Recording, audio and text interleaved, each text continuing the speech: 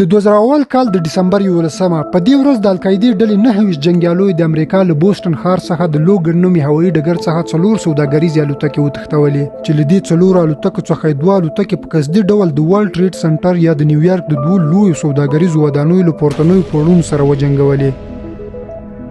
Today, our fellow citizens, our way of life, our very freedom came under attack in a series of deliberate and deadly terrorist acts. Of the Pentagon. The Pentagon has been evacuated and the White House hit.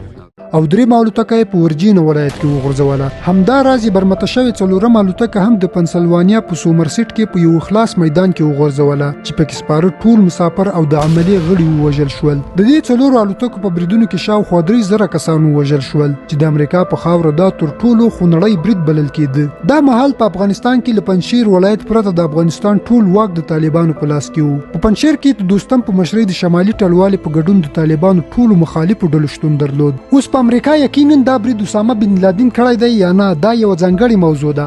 خو تر دې پیښې څو ورځې وروسته امریکایي چارواکو وویل دا چې اسامه بن لادن د سعودي جلاوطنی دی له همدې امله په افغانستان کې پټ دی او دی یې د دې برید اصلي شکمن وباله. همدا و چې امریکایي چارواکو له طالبانو څخه دوی ته د بن لادن سپارلو غوښتنه وکړه. خو برعکس د طالبان لخوا د بن لادن د نیولو او دوی ته د سپارلو څخه په کلکه انکار وکړ او دې انکار د امریکایي ائتلاف ځواکونو ته په افغانستان د یرغل چانس په لاس ورکړ. دوی په افغانستان کې پر مختلفو اهدافو هوایي بریدونه پیل کړل. امریکایي جنگي الوتکو د طالبانو پر اهدافو او اډو باندې درنې بمبارۍ پیل کړې. خو په یاد ولرئ چې بمبار کوونکي امریکایي دا الوتکې ټولې د پاکستان هیواد څخه تنظیمېدې ځکه د پاکستان د هغه وخت د جمهور رئیس پرویز مشرف په واکمنۍ کې امریکا ته د امریکایي پوځ ترڅنګ د هوایي ځواک اډې هم ورکړې وې. دا د هوایي ځواک اډې د پیښور په بډبیره، توربیله او په پنجاب کې د دالبندین، شهباز، سمنګلي، شمسي او پاسني په نوم یادېږي. له همدې اډو څخه په افغانستان تر نږدې 1.5 میاشتې پورې درنې بمبارۍ کېدې او هم په عمده ډول د استخباراتي معلوماتو راغونډولو لپاره کارول کېدې. طالبانو چې په لومړیو کې د امریکایي ائتلاف بمباروي او یرغل په مقابل کې د جهاد اعلان وکړ، د بمباروي په دې شدید جریان کې د امریکایي ځواکونو 2 جنگي الوتکې هم راوغورځولې. خو په اصل کې امریکایي الوتکو داسې شدید او مسلسل بمبار کوو چې د افغانستان خاوري او د دې خاوري خلکو تر دې دماغ داسې شدید او له وحشت ډک بمبار هیڅ لیدلی نه و. په یو هدف به یوازې یو بم غورځول کېده، داسې بم چې د هدف ځای به د اور په لمبو کې بشپړ له منځه یووړ. له هوا څخه د دې بمبارویو او پر ځمکه د شمالي ټلوالې او امریکایي اتحاد ځواکونو په دې جګړه کې د افغانستان تر بشپړ کنټرول ترلاسه کولو پورې شاوخوا 15,000 افغانان وژل شول. همدا لامل چې نږدې ورځو کې څو مهم ښارونه له طالبانو ونیول. د طالبانو سره د دفاعي وسلو نشتون د دې لامل شو چې په څو اونیو کې په ټول هیواد کې شاتګ وکړي. همدارنګه د همدې کال په نومبر میاشت کې د طالبانو حکومت نسکور شو. په افغانستان د امریکایي پوځي یرغل د شمالي ټلوالې ډله چې د افغانستان د کورنۍ جګړې پر مهال له طالبانو سره جګړه بایللې وه، د یرغل دا ډله خورا ډیره پیاوړې او زوروره کړه. اوس د 2001 کال 11مه میاشت وه. په افغانستان کې د امریکایي ائتلاف په ملتیا د افغانستان په ډیره برخه کې د شمالي ټلوالې واکمني وه. په هر حال زو د نن ورځې اصلي موضوع ته، هغه موضوع ته چې په قصدي توګه پکې د ملکي وګړو وژنې ترڅنګ د بېشمیره تسلیم شویو بندیانو وژل، شکنجه کول، یرغمل کول او حتی د نوم او نښان ورکېدو پورې. په تیرو 22 کلونو کې د دښتې لیلې د غمیزې او ټول وژنې په اړه هیڅ داخلي رسنیو داسې حقایق نه دي څرګند کړي. د 2001 کال وروستی ډسمبر میاشت دا هغه مهال و چې د افغانستان په تاریخ کې په خورا بېرحمانه ډول او په ډیره لنډه موده کې یوازې د دښتې لیلې شاوخوا 8,000 افغانان وژل شول. دا چې د امریکایي ائتلاف سره په لویدیځ کې اسماعیل خان، شمال کې دوستم، جنوب کې کرزی او ګل اغا شیرزی، پنجشیر کې د مسعودیانو مکمله نظاري شورا، ختیځ کې عبدالحق او جنوب ختیځ کې بادشاه خان زدران تر نورو مشهور کرایي جنگیالي شول. له همدې امله طالبانو د دوی پر وړاندې د جګړې ټول توان د لاسه ورکړ. همدا چې په کندوز کې شاوخوا 8,000 طالبان دوستم ته د یوې جعلي موافقې په ترڅ کې تسلیم شول. اوس د نړیوالو قوانینو له مخې په جګړه کې د تسلیم شوي اشخاصو سره باید بشردوستانه چلند وشي او هغوی ته د جنگي بندیانو حقوق ورکړل شي. د دې ترڅنګ د تسلیم شوي اشخاصو کورنیو ته باید د هغوی د نیول کېدو او دقیق ځای په اړه معلومات ورکړل شي.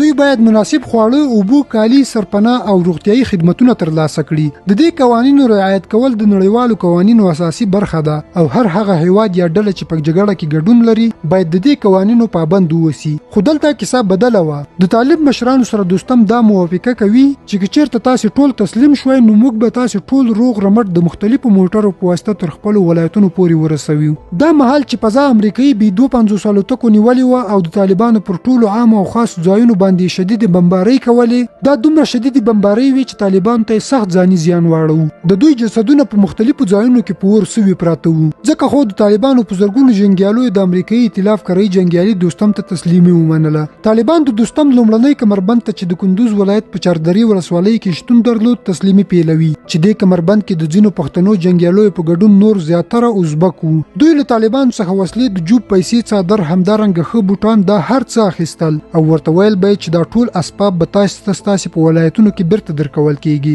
همدارنګه د دوستم ملیشو ځای ځای کمربندونه جوړ کړي وو چې په دې ټولو کمربندونو کې به له تسلیمیدونکو طالبان څخه د دوی مهم اسباب اخیستل. بلاخره له طالبان سره د دوی له ضروري لباس پرته نور هیڅ شی پاتې نشول او ټول یې تنګې کلا ته ایسارول. د تسلیمي دې لړۍ تر راتلونکي شپې پورې جریان درلود. د شپې له مخې به چې کوم طالبان قضای حاجت لپاره له کلا څخه وتل، نو دوی به هیڅ مخنیوی نه کوو، ځکه له کلا څخه هر وتونکی شخص به په مرمیو وژل کېده. ټول هغه کسان چې له کلا څخه د کومو ضروري حاجتونو لپاره وتلي وو، دوی ټول د مسلح اشخاصو لخوا وژل شوي وو او هم په همدې شپه یو شمېر موټرې تر سترګو کېږي چې له جسدونو څخه بار وي.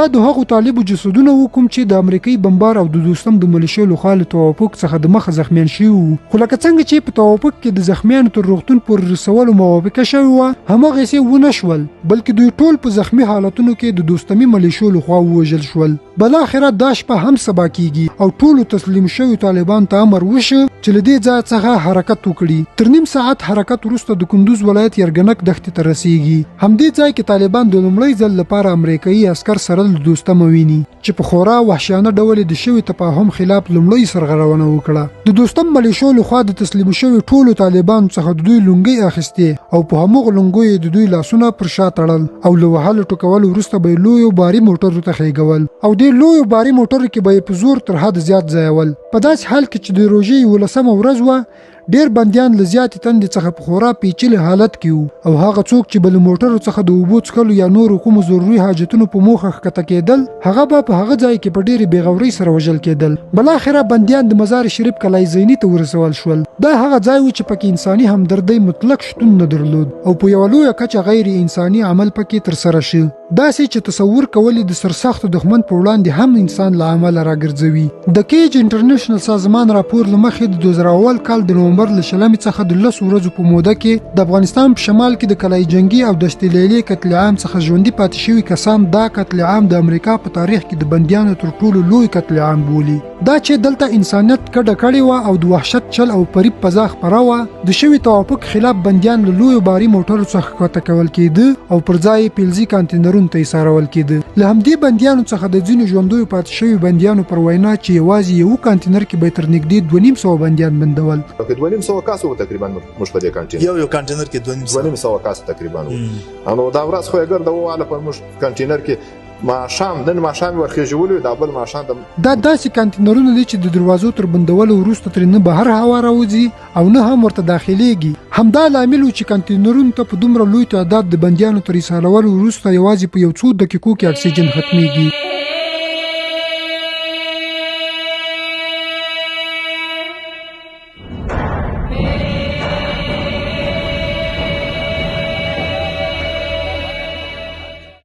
در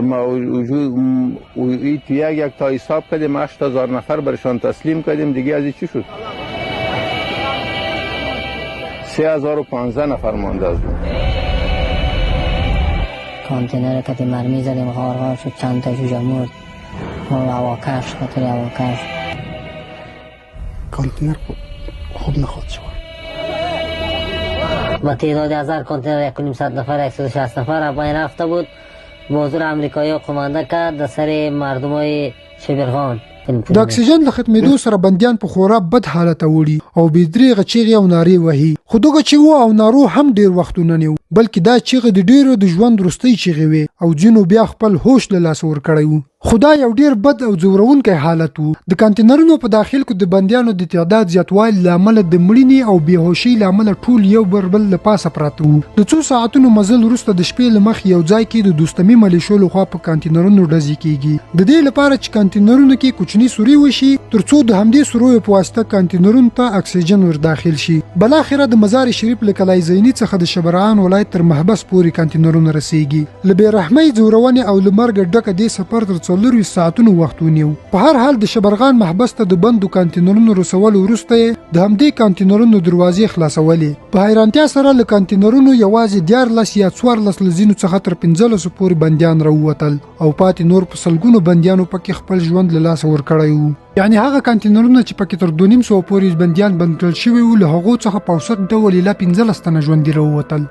نور ټولو پکې د سختې ګرمۍ، لوږې او تندې له امله خپل ژوند له لاسه ورکړی وو. په کانټینرونو د بندیانو د تعداد زیاتوالي لامل و چې جسدونه ټول یو پر بل له پاسه پراته وو. حتی له دوی څخه په شمار د پاتې شوي ژوندیو بندیانو وضعیت هم خورا نازک او کمزوری وو. ایله دومره توان پکې وو چې له کانټینرونو څخه ځانونه د ځمکې خواته وغورځوي. تر دې وروسته د کانټینرونو دروازې بندوي او له جسدونو ډک کانټینرونه د دښتې لیلې په خوا بیول کیږي او هلته په ډلهیزه توګه له خاورو لاندې کیږي. ځینې شواهد داسې هم تر سترګو شوي چې دا جسدونه ټول په یو لرې ځای کې سوځول شوي دي. همداراز هغه بندیان چې له کانټینرونو څخه ژوندي پاتې شوي وو له هغوی څخه د ډیرو د بدن مختلفې برخې زخمي وي. دوی تر ډیره دا ګمان کوي چې شاید د وسلوالو ملیشو لخوا پرې ډزې شوي وي. خو داسې نه وه، بلکې تر څه مودې وروسته روښانه شوه چې د دوی پر بدن زخمونه ټول د نورو بندیانو لخوا د بېهوښۍ په هر حالت کې د خولې لوګولو له امله رامنځته شوي وو. دلته د زیاتې تنګسي او بېهوښۍ له امله بندیانو د یو بل غوښې خوړلې وې. همداراز پاتې بندیان یې د نورو مختلفو سیمو څخه راوړل شوي بندیانو سره یو ځای د شبرغان زندان ته وردننه کړل.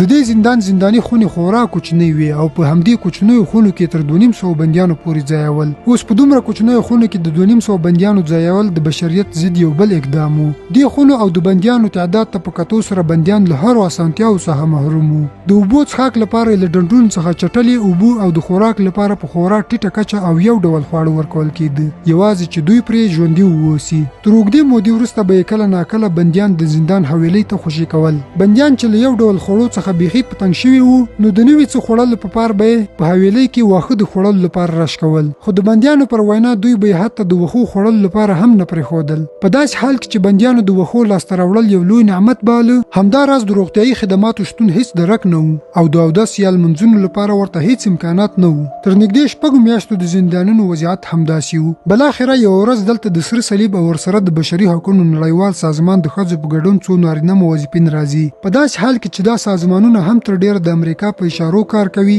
خو د دوی هم زندان او د زندانیانو وضعیت ته په کتو سره له سترګو اوښکې بهیږي. خیر د وضعیت له نگراني سره سم یې د زندانیانو لپاره د زندان په انګړ کې خیمې ودرولې او له ټولو خونو څخه په خیمو زندانیان تقسیم کړل او هم یې ورته خواړه او اوبه تبدیل کړي. دا وضعیت په نړیواله کچه غندل شوی او د بشري حقوقو سازمانونو یې د اصلاحاتو غوښتنه کوله. خو له چا له دوستم څخه دوستم اصلا خپله د امریکا په ملاتړ دومره وحشي سوی وو.